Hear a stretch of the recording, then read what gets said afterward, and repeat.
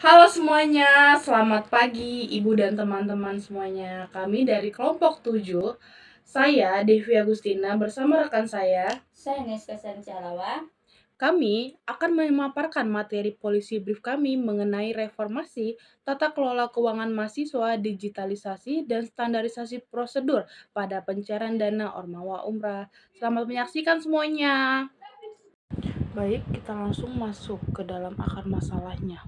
Oke, setiap tahun masalah keterlambatan pencairan dana di kegiatan Ormawa ini selalu menjadi drama klasik yang mungkin semua mahasiswa sudah tahu. Terus efek ke kitanya apa? Proker ini jadi sering mundur, kualitas acara yang tentunya menurun. Dan yang paling zongnya adalah mahasiswa sering terpaksa pakai dana talangan pribadi atau mencari sponsor dari luar kampus agar bisa menutupi dana untuk proker-proker mereka.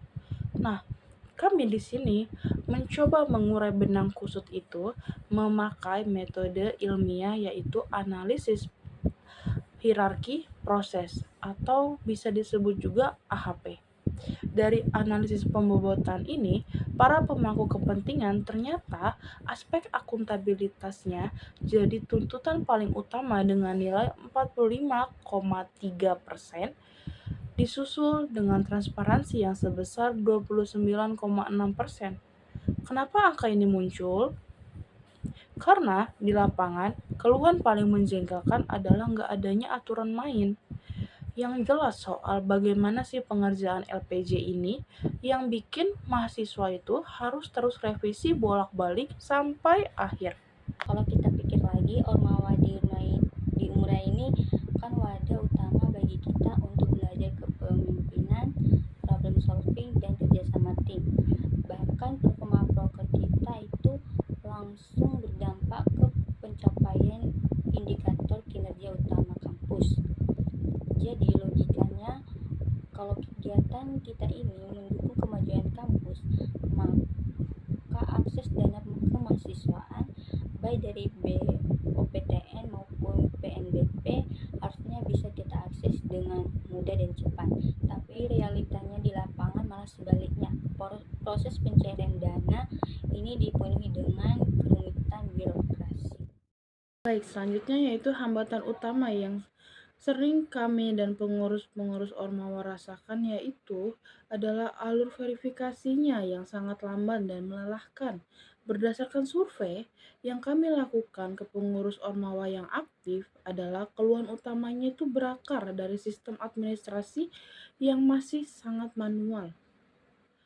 Kita tentunya diwajibkan mengantar tumpukan kertas fisik dari meja ke meja pejabat secara mandiri. Padahal kita bisa mengantarnya hanya melewat file. Akan tetapi di kampus saat ini itu mereka sangat menyarankan mengantarkan kertas secara fisik. Celakanya lagi, proses pindah meja ini nggak punya kejelasan batas waktu operasional atau service level engagement-nya. Kita nggak pernah tahu berkas kita itu selesainya kapan. Dampak jangka panjangnya tentunya buruk karena buat ekosistem kampus, proker menjadi berantakan karena diundurnya secara sepihak. Mahasiswa tentunya tekor karena harus patungan uang saku pribadi demi DP gedung ataupun narasumber lainnya. Dan lama-lama, mahasiswa juga jadi malas aktif berorganisasi karena sistemnya menyulitkan. Makanya itu, reformasi kebijakan keuangan ini berbasis data di Umrah ini sudah sangat mendesak. Kenapa sistem kita bisa sekaku ini?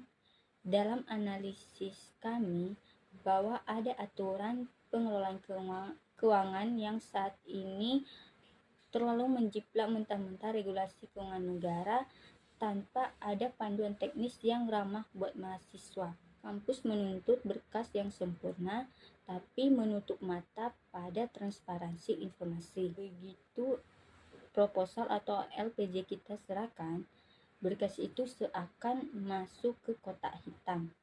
Kita tidak punya akses sama sekali untuk melacak Ini berkas lagi mandek di meja wakil rektor 3, tertinggal di bagian keuangan, atau sebenarnya sudah disetujui rektorat untuk cari jalan yang objektif.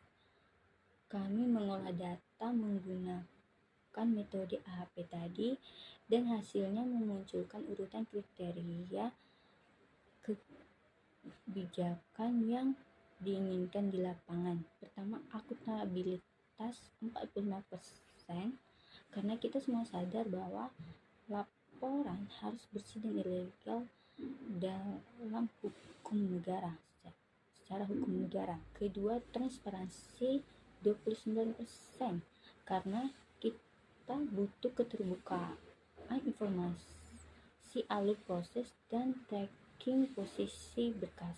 Ketiga, efektivitas pelayanan 14%, agar tuntutan staf kemahasiswaan bekerja responsif dan memotong birokrasi yang lambat. Keempat, kepatuhan administrasi 10%. Ini batas minimal kerapian berkas biar tidak jadi temuan pas internal kampus. Jadi, kesimpulan dari analisis kami yang tegas ini yaitu sistem pencairan dana Ormawa Umrah harus segera dirombak dengan fokus pada transparansi dan teknologi. Rekomendasi strategis ini kami ajukan langsung kepada rektor, wakil rektor, bidang kemahasiswaan serta kepala bagian keuangan Umrah sebagai pengambil kebijakan tertinggi langsung.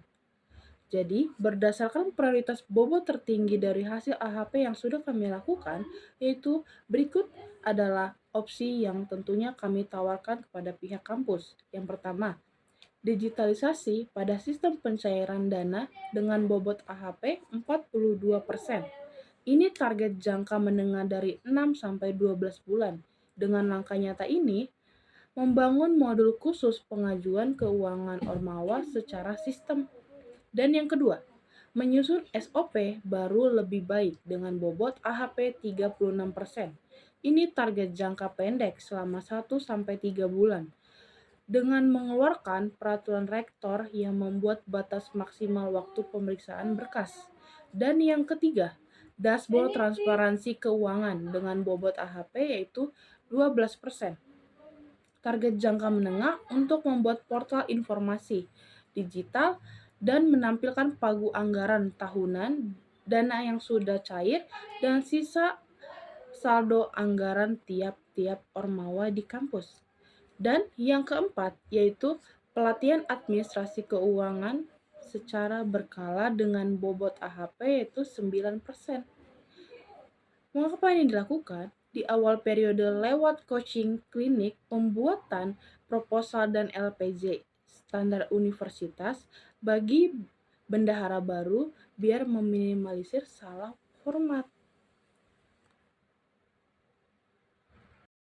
Sebagai penutup, yang kami harapkan dari presentasi kami ini adalah pihak kampus semakin tegas dalam mengatur jangka waktu untuk pengumpulan berkas dan agar tidak ada lagi berkas yang menumpuk di meja birokrasi. Dan sangat diharapkan sistem ini sangat birokrasi dan teknologi. Semoga apa yang sudah kami jelaskan itu bisa menjadi dampak perubahan bagi kampus khususnya untuk dana pencairan Ormawa Umrah. Sekian dari kelompok kami. Jika ada kesalahan dan kekurangan, kami mohon maaf. Terima kasih.